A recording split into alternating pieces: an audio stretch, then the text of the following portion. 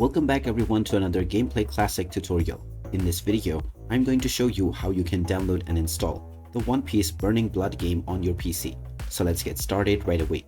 First of all, open up the Steam application, and once you are taken into the store page, you can click on the search box and then type in One Piece Burning Blood to begin your search.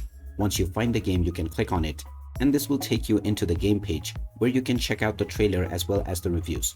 Scroll down and click on the Add to Cart button alongside your preferred bundle or edition. You can then click on View My Cart to continue towards your payment. Now you can use your Steam Wallet balance or one of the payment methods from the drop-down menu.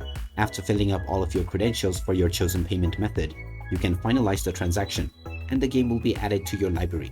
You can then choose your install location and complete the installation of the game in just a few clicks.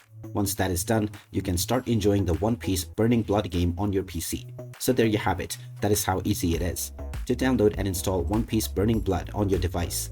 If you find this video helpful, don't forget to hit that like button and subscribe to our channel for more useful tips and tutorials.